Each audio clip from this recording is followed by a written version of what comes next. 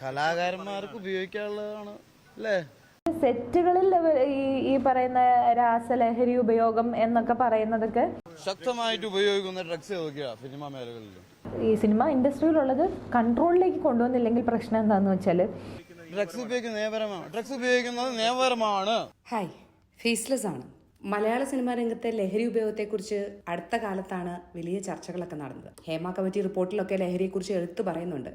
പക്ഷേ കൂടുതലും വാർത്തകളിൽ പ്രാധാന്യം അർഹിച്ചത് ലൈംഗികതയെക്കുറിച്ച് പ്രതിപാദിച്ച ഇടങ്ങളിലാണ്. കാരണം അതിനെക്കുറിച്ച് പ്രതിപാദിച്ചുകൊണ്ട് പലരും മുന്നോട്ട് വരികയും കുറെ വിറ്റ്നസ്സുകളും കാര്യങ്ങളും ഒക്കെ വന്നതുകൊണ്ട് അതിനാണ് കൂടുതൽ പ്രാധാന്യം കിട്ടിയത്. ലഹരി ഉപയോഗം സെറ്റുകളിൽ വ്യാപകമാണെന്നും യുവതാരങ്ങൾ ലഹരിയുടെ പിടിയിലാണെന്നും ഒക്കെ ഹേമ കമ്മിറ്റി റിപ്പോർട്ട് പുറത്തു വരുന്നതിന് മുമ്പ് തന്നെ സിനിമാ രംഗത്തുള്ള പലരും തുറന്ന് സംസാരിച്ചിട്ടുണ്ട്. മലയാള സിനിമയെ ലഹരി വിഴുങ്ങിയോ? പരാതി പറഞ്ഞിട്ടും സർക്കാർ കേൾക്കുന്നില്ലേ? ഒത്തിരി പേരുണ്ട് ഇതിൻ്റെ അകത്ത് പ്രശ്നങ്ങളുള്ള ലഹരി ഉപയോഗിക്കുന്ന ആൾക്കാരുണ്ട്. അവരെയൊക്കെ സൈഡ് ലൈൻ ചെയ്യാനുള്ള ഒരു പരിപാടിയാണ് നമ്മളിപ്പോൾ ആലോചിക്കുന്നത്. അങ്ങനെയുള്ളവർ വേണ്ട. മലയാള സിനിമയ്ക്ക് അങ്ങനെയുള്ളവരെന്തിനാണ് രാവിലെ വന്ന് കാരവാനകത്ത് കയറി ഇരുന്ന് ലഹരി ഉപയോഗിച്ചിട്ട് സിനിമ അഭിനയിക്കാൻ ഇറങ്ങുക എന്ന് പറയുന്നത് അതൊരു ശരിയായ രീതിയല്ല. അല്ല, തീർച്ചയായിട്ടും കേരളത്തിലെ പോലീസിനെ വേണം നമ്മൾ ഇതിനകത്ത് നന്ദി പറയാൻ. കാരണം അവർ മര്യാദയ്ക്ക് ഒരു സെർച്ച് നടത്തി കഴിഞ്ഞാൽ സിനിമയിൽ അഭിനയിക്കുന്നതും അങ്ങനെയല്ല, അതിൻ്റെ പുറത്തൊക്കെ ഉള്ള പല ആൾക്കാരും കുടുങ്ങുന്നുള്ള കാര്യം ഡെഫിനറ്റ് ആണ്. ഇപ്പം ഞങ്ങൾ ബൈല പുതുക്കിയപ്പോൾ അതിനകത്ത് പ്രധാനമായിട്ട് പറഞ്ഞിരിക്കുന്നത് ലഹരി മരുന്നിൻ്റെ ഉപയോഗത്തെക്കുറിച്ചാണ്. ലഹരി മരുന്നിൻ്റെ ഉപയോഗം അതിനകത്ത് സംഘടനയിൽ നിന്ന് പുറത്തു പോകാനുള്ള ഏറ്റവും വലിയൊരു ക്ലോസ് ആയിട്ട് അതിനകത്ത് വെച്ചിരിക്കുന്നത്. ഇപ്പോ തന്റെ അനുഭവങ്ങളൊക്കെ പങ്കുവെച്ചുകൊണ്ട് നിർമ്മാതാവ് സാന്ദ്ര തോമസും മുന്നോട്ട് വന്നിട്ടുണ്ട്. അവർ പറയുന്നത് കരിയറിൽ ഒരു ചെറിയ ബ്രേക്കൊക്കെ എടുത്തതിന് ശേഷം വീണ്ടും കരിയറിലേക്ക് വരാൻ പോയപ്പോഴാണ് ഈ ലഹരി ഉപയോഗത്തെ കുറിച്ച് അവർ അറിയാനിടയായത്. ഈ ഫീൽഡിൽ നേരത്തെ വർക്ക് ചെയ്തിരുന്ന സമയത്ത് ഇവിടെ ഇത്രയും ലഹരി ഉപയോഗം ഉണ്ടായിരുന്നില്ല. വളരെ കുറച്ചു പേര് മാത്രമേ ലഹരി അപ്പോൾ ഉപയോഗിച്ചുകൊണ്ടിരുന്നുള്ളൂ. എന്നാൽ ഇപ്പോ എല്ലാ സെറ്റിലും ഈ ലഹരി ഉപയോഗം ഉണ്ട് എന്നാണ് അവർ പറയുന്നത്. ഇപ്പൊ പറയുന്നതല്ല പിന്നെ പറയുന്നതല്ല അത് കഴിഞ്ഞ് പറയുന്നത്. അതാണ് അതിനകത്തെ പ്രശ്നം. ഇപ്പം നമ്മൾ നോർമലായിട്ടുള്ള ഒരാൾ ചെന്ന് സംസാരിക്കുമ്പോൾ പറയും ഓക്കെ ഞാൻ ഇത് ചെയ്യാം അല്ലെ ചെയ്യാമെന്ന് പറയുന്നു. നമ്മൾ പിറ്റേ ദിവസം ചെന്നിട്ട് അത് ചെയ്യാൻ പറയുമ്പോൾ അവർ പറയും ഞാനെപ്പോൾ പറഞ്ഞു, ഞാനങ്ങനെ പറഞ്ഞിട്ടില്ല, ഞാനോ അങ്ങനെ ഞാൻ പറയേയില്ല എന്ന് പറയും. അവരുടെ സുഹൃത്തു കൂടിയായിട്ടുള്ള ചെമ്പൻ വിനോദ് പുതിയ സിനിമ അവർ സ്റ്റാർട്ട് ചെയ്യാൻ നേരത്ത് അവരെ വിളിച്ച് പറഞ്ഞിരുന്നു ഒന്നുകൂടി ആലോചിച്ചിട്ട് ഈ ഫീൽഡിലേക്ക് വന്നാൽ മതി വീണ്ടും വരുമ്പോ. കാരണം നീ പണ്ടുണ്ടായിരുന്നപ്പോഴത്തെ സാഹചര്യം ഒന്നുമല്ല ഇപ്പോൾ, അതൊക്കെ മാറി. എല്ലാവരും ഇപ്പൊ കെമിക്കൽ ഉപയോഗിക്കുന്ന ആൾക്കാരാണ്. ഇവിടെ നിന്നെ പോലെ ഉള്ള ഒരാൾക്ക് പിടിച്ചു നിൽക്കാൻ കഴിയുമോ ഇല്ലയോ എന്ന് അറിയില്ല എന്നാണ് ചെമ്പൻ വിനോദ് പറഞ്ഞത്. അപ്പോ കുറച്ച് കഷ്ടപ്പാടാണ് ഇവരെയൊക്കെ മേയ്ക്കാനെന്ന് ചെമ്പൻ വിനോദ് ഇവരോട് പറഞ്ഞു. പക്ഷെ സാന്ദ്ര തോമസിനെ നമുക്ക് എല്ലാവർക്കും അറിയാവുന്നതാണ്. ഒരു കാലത്ത് വിജയബാബുവിന്റെ കൂടെ ചേർന്ന് നല്ല സിനിമകൾ പ്രൊഡ്യൂസ് ചെയ്ത ആളാണ്. അവർക്കപ്പോ അതിന്റെ ഒരു എക്സ്പീരിയൻസ് ഉള്ളത് കൊണ്ട് ഇതൊക്കെ നമ്മൾ കണ്ടിട്ടുള്ളതല്ലേ, ഒരു കുഴപ്പമില്ല, ഞാനത് പ്രശ്നമില്ലാതെ കൈകാര്യം ചെയ്തോളാം എന്ന് പറഞ്ഞ് വീടിന്റെ രംഗത്തേക്ക് വരികയായിരുന്നു. പക്ഷേ അവർ തന്നെ പറയുന്നത് ഇത്രയും മാനസിക സമ്മർദ്ദം ഉണ്ടായ ഒരു കാര്യം ഇതുവരെ അവരുടെ ലൈഫിൽ കടന്നു പോയിട്ടില്ല എന്നാണ്. പണ്ടൊക്കെ അവർ വിചാരിച്ചത് പ്രൊഡക്ഷൻ എളുപ്പമാണെന്നും, പക്ഷേ ഇപ്പോ പലരും സെറ്റിൽ വരുന്നത് അവരുടെ കോൺഷ്യസ് സ്റ്റേജിലല്ല എന്നൊക്കെയാണ് അവർ പറയുന്നത്. കാരണം പറയുന്ന കാര്യങ്ങൾ 5 മിനിറ്റ് കഴിഞ്ഞാണ് അവർ കേൾക്കുന്നത്, ഈ പറയുന്ന ആക്ടേഴ്സ് അല്ലെങ്കിൽ സഹപ്രവർത്തകർ. പിന്നെ ഒരു ദിവസം കമ്മിറ്റ് ചെയ്തു എന്ന് പറയുന്ന കാര്യങ്ങൾ പിറ്റേ ദിവസം ചോദിക്കുമ്പോൾ ഞാൻ അങ്ങനെ പറഞ്ഞിട്ടില്ല എന്ന് തിരിച്ചു പറയുകയും ചെയ്യുന്നു. പിന്നെ അതൊക്കെ ചോദ്യം ചെയ്യുമ്പോൾ അവർ പറയുന്നത് എന്റെ വാക്ക് എനിക്കല്ലേ മാറ്റാൻ പറ്റൂ എന്നൊക്കെയാണ്. അത്രയും സിമ്പിൾ ആയിട്ടാണ് അവർ ഈ പ്രൊഫഷനെ പോലും കാണുന്നത് എന്നൊക്കെയാണ് സാന്ദ്ര തോമസ് പറയുന്നത്. അപ്പോൾ സാന്ദ്ര തോമസ് പറയുന്നത് ഇങ്ങനെയുള്ള സാഹചര്യങ്ങളെ ഒരു മെയില് പ്രൊഡ്യൂസറായി വന്നാൽ പോലും ഡീൽ എളുപ്പമല്ലെന്നാണ്. ഇതിനു മുമ്പും പല താരങ്ങളും ഇതിനെക്കുറിച്ച് സംസാരിച്ചിട്ടുണ്ട്. ഈ അടുത്തൊരു സിനിമാ താരം എന്നോടൊപ്പം അഭിനയിച്ചപ്പോൾ അദ്ദേഹം ലഹരിക്ക് അടിമയാണ്, അദ്ദേഹത്തിന്റെ പല്ല് പൊടിഞ്ഞു തുടങ്ങിയിട്ടുണ്ട്. ഇപ്പൊ പല യുവജനങ്ങളും പറയും അവൻ നന്നായിട്ട് ആക്ട് ചെയ്യുന്നുണ്ട്, ഇത് ഉപയോഗിക്കുന്നുണ്ട്. അത് ഈ ലൈറ്റ് പോലെയാണ്, അതിലേക്ക് ഇലക്ട്രിസിറ്റി കടത്തി വിടുമ്പോൾ ഇങ്ങനെ നന്നായിട്ട് ബ്രൈറ്റ് ആയിട്ട് നിൽക്കും. പക്ഷെ അതിന്റെ ആ ഫിലമെന്റ് അടിച്ചു പോയാൽ പിന്നെ തിരിച്ചു കിട്ടൂല.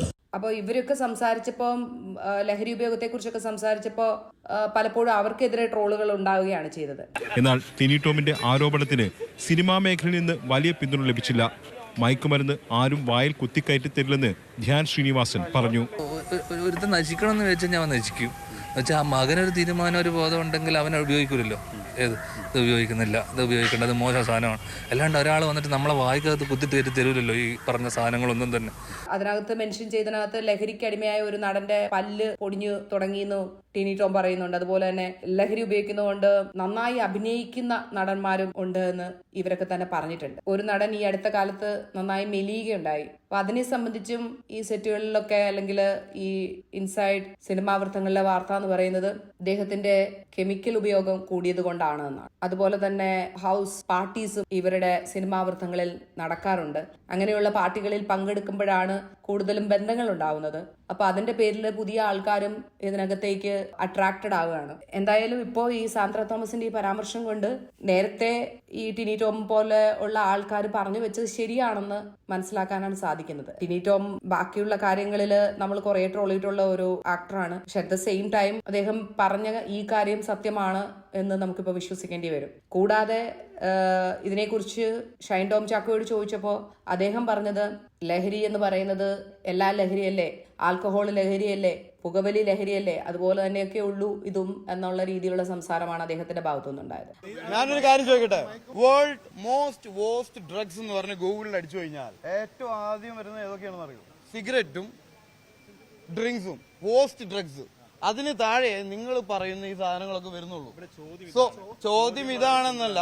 അപ്പൊ ലഹരി എന്ന് ഡ്രഗ്സ് എന്ന് ചോദിക്കുമ്പോൾ മദ്യവും സിഗരറ്റും ഞാൻ അതിൽ ഉൾപ്പെടുത്തും. മദ്യവും മയക്കാൻ ഉപയോഗിക്കുന്ന ഡ്രഗ്സ് ആണ്. അദ്ദേഹത്തിന്റെ മുൻകാല സിനിമകളും ഇപ്പോഴത്തെ സിനിമകളും എടുത്തു കഴിഞ്ഞാൽ നമുക്ക് അദ്ദേഹത്തിൽ തന്നെ ഉണ്ടായ ചേഞ്ചസ് വ്യക്തമായിട്ട് മനസ്സിലാക്കാൻ കഴിയുന്നതാണ്. അപ്പം അദ്ദേഹം ഒരു തവണ പറഞ്ഞത് അദ്ദേഹത്തിന്റെ കാലിന്റെ ട്രീറ്റ്മെന്റിന് വേണ്ടി ആന്റിബയോട്ടിക് എടുത്തപ്പം ഉണ്ടായ വ്യത്യാസമാണ് അദ്ദേഹത്തിന്റെ സംസാരത്തിലും ഒക്കെ ഉണ്ടായതെന്നാണ്. പക്ഷെ ഇപ്പോഴും അത് കണ്ടിന്യൂ ചെയ്യുകയാണ്. കാണാറുണ്ടോ ഷൈൻ ടോം ചാക്കോന്റെ ഇന്റർവ്യൂസ്, വൈറൽ ഇന്റർവ്യൂസ് ഒക്കെ? നമ്മളോട് നല്ല തുടങ്ങിയത് ഭീഷ്മ.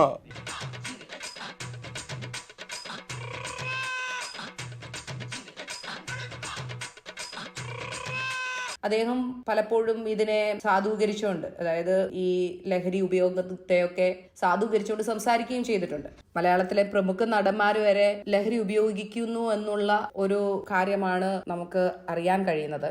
മലയാള സിനിമാ രംഗത്ത് ലഹരി ഉപയോഗിക്കുന്ന താരങ്ങളുടെ ലിസ്റ്റ് പോലീസിന്റെയും അമ്മ അസോസിയേഷന്റെയും കൈവശമുണ്ടെന്നാണ് അന്ന് ബാബുരാജ് പറഞ്ഞത്. ഹേമ കമ്മിറ്റി റിപ്പോർട്ടിൽ ലഹരി ഉപയോഗത്തെക്കുറിച്ച് വിശദമായി പറയുന്നുണ്ടെങ്കിലും ഞാൻ പറഞ്ഞതുപോലെ ചർച്ചയായത് റിപ്പോർട്ടിലെ ലൈംഗിക അതിക്രമങ്ങളാണ്. പക്ഷെ അതുപോലെ തന്നെ സംസാര വിഷയമാകേണ്ട ഒരു കാര്യമാണ് ഈ ലഹരി ഉപയോഗവും. കാരണം അത് ഒരു തലമുറയെ നശിപ്പിക്കുന്ന കാര്യമാണ്.